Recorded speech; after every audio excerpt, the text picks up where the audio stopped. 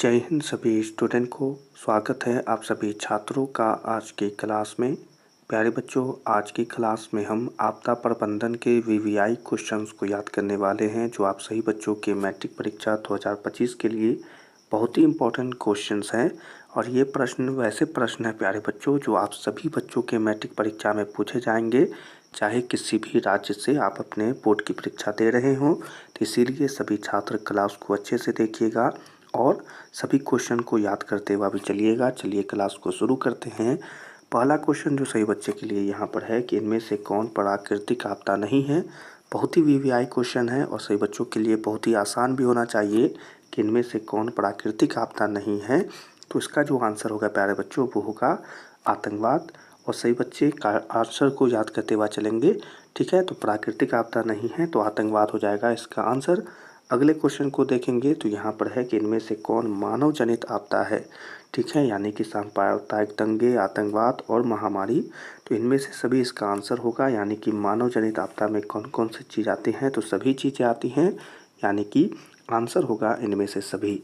अगले क्वेश्चन को देखेंगे तो अगला क्वेश्चन आएगा कि सुनामी का प्रमुख कारण क्या है। क्वेश्चन है प्यारे बच्चों कि सुनामी का प्रमुख कारण क्या होता है। तो इसे आप याद रख सकते हैं कि समुद्र में भूकंप का आना, ठीक है। तो प्रमुख कारण अगर आपसे पूछे तो कहेंगे कि समुद्र में भूकंप का आना, यही इसका आंसर है। सभी बच्चे याद रखेंगे।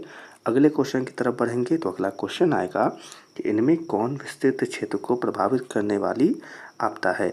वीवीआई क्वेश्चन है, यानी कि आपको समझना पड़ेगा इसके आंसर को। तो इनमें है कि इनमें कौन विस्तृत क्षेत्र को प्रभावित करने वाली आपदा है। तो आपका आंसर होना चाहिए ओजोन परत का क्षरण, ठीक है। तो विस्तृत क्षेत्र को प्रभावित करने वाला आपदा है ओजोन परत का क्षरण। सभी बच्चे याद रखेंगे। अगले क्वेश्चन को देखेंगे। अगला क्वेश्चन है आपदा प्रबंधन किसे कहते हैं। बहुत ही वीवीआई क्वेश्चन प्रत्येक वर्ष यह प्रश्न आपके परीक्षा में पूछता है कि आपदा प्रबंधन किसे कहते हैं। तो आपका आंसर होना चाहिए प्राकृतिक आपदाओं के दुष्परिणामों को कम करने का उपाय किया जाना आपदा प्रबंधन के अंदर आता है। तो सभी बच्चे याद रखेंगे आंसर को। चलिए अगले क्वेश्चन को देखेंगे। तो अगला क्वेश्चन सही बच्चों के लिए है कि इनमें कम विनाशकारी आपदा कौन है, ठीक है। यानी कि विनाश तो सब कुछ में ही होता है, लेकिन आपसे पूछा जा रहा है कि कम विनाशकारी आपदा कौन है। तो आपका आंसर होना चाहिए भूस्खलन, ठीक है। तो आपका आंसर क्या निकलेगा प्यारे बच्चों, आपका आंसर होना चाहिए भूस्खलन, ठीक है। तो याद रखेंगे। चलिए अगले क्वेश्चन को देखते हैं। अगला क्वेश्चन है सही बच्चों के लिए कि बंगाल की खाड़ी का चक्रवात किन महीनों में भयानक होता है। बहुत ही अच्छा क्वेश्चन है कि बंगाल की खाड़ी का चक्रवात, जानते हैं कि बंगाल की खाड़ी में चक्रवात उठते हैं। तो बस वहीं पर प्रश्न पूछा जा रहा है कि चक्रवात किन महीनों में भयानक होता है, यानी कि ज़्यादा होता है। तो आपका आंसर होना चाहिए अक्टूबर से नवंबर, ठीक है। तो आपको आंसर को याद रखना है, अक्टूबर से नवंबर जो महीना होता है उसमें भयानक होता है, ठीक है। अगले क्वेश्चन को देखेंगे। तो अगला क्वेश्चन आएगा कि बाढ़ प्रबंधन में किस बात पर सबसे अधिक ध्यान देना चाहिए। वीवीआई क्वेश्चन है, ऐसे प्रश्न है जो सही बच्चे अच्छे से ध्यान देकर क्वेश्चन को समझकर आंसर बता सकते हैं कि बाढ़ प्रबंधन में किन बातों पर सबसे अधिक ध्यान देना चाहिए। तो आपका आंसर होना चाहिए प्यारे बच्चों कि नदी के दोनों ओर तटबंधों का निर्माण होना। नदी के दोनों ओर तटबंधों का निर्माण होना यह सबसे महत्वपूर्ण और ध्यान देने वाली बात होनी चाहिए। चलिए अगले क्वेश्चन को देखेंगे। तो अगला क्वेश्चन आएगा कि इनमें कौन भारत का सूखा क्षेत्र माना जाता है। वीवीआई क्वेश्चन है, यानी कि आपको आंसर बताना चाहिए कि इनमें कौन भारत का सूखा क्षेत्र माना जाता है। बहुत ही अच्छा क्वेश्चन है, आपका आंसर होना चाहिए इनमें से सभी, यानी कि जब आप पढ़ेंगे तो पूर्वी राजस्थान, पूरा मध्य प्रदेश और कर्नाटक का पठारी क्षेत्र, यह सब इसके अंतर्गत आएंगे। किसके, सूखा क्षेत्र के। इसी के लिए आपका आंसर होना चाहिए इनमें से सभी। अगले क्वेश्चन की तरफ बढ़ेंगे। तो अगला क्वेश्चन आएगा सही बच्चों के लिए, इनमें कौन क्षेत्र भूस्खलन से अधिक प्रभावित होता है। बहुत ही वीवीआई क्वेश्चन है, भूस्खलन से अधिक प्रभावित होने वाला क्षेत्र कौन होता है प्यारे बच्चों।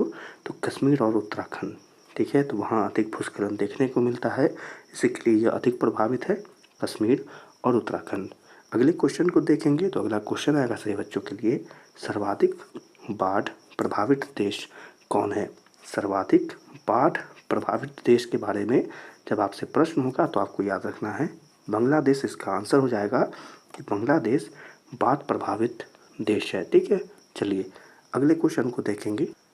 अगला क्वेश्चन है सही बच्चों के लिए कि सुनामी किस भाषा का शब्द है? बहुत ही अच्छा क्वेश्चन है कि सुनामी जो हम कहते हैं वह किस भाषा का शब्द है। तो आपका आंसर होना चाहिए कि यह जापानी भाषा का शब्द है। इसी के लिए सभी को याद रखना होगा। आंसर क्या होगा? जापानी। अगले क्वेश्चन को देखेंगे।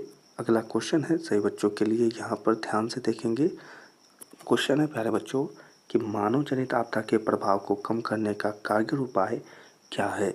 वीवीआई क्वेश्चन है, यानी कि यह प्रश्न आपको पढ़ना है और आंसर बताना है कि मानव जनित आपदा के प्रभाव को कम करने का कारगर उपाय क्या होगा। तो आपका आंसर होना चाहिए प्यारे बच्चों कि सामुदायिक जागरूकता पर ध्यान देना, जो कि बहुत ही अच्छा क्वेश्चन बन रहा है और बहुत ही अच्छा आंसर भी कि सामुदायिक जागरूकता पर ध्यान देना। तो सही बच्चे याद रखेंगे।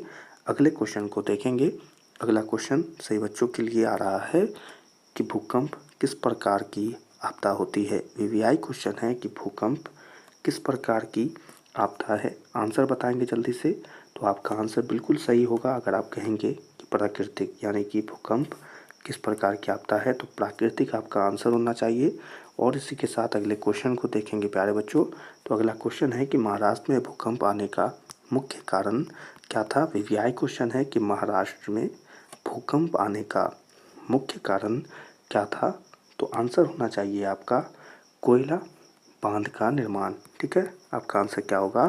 कोयला बांध का निर्माण, यही कारण था जिसकी वजह से मुख्य कारण था भूकंप आने का। ठीक है, तो याद रखेंगे।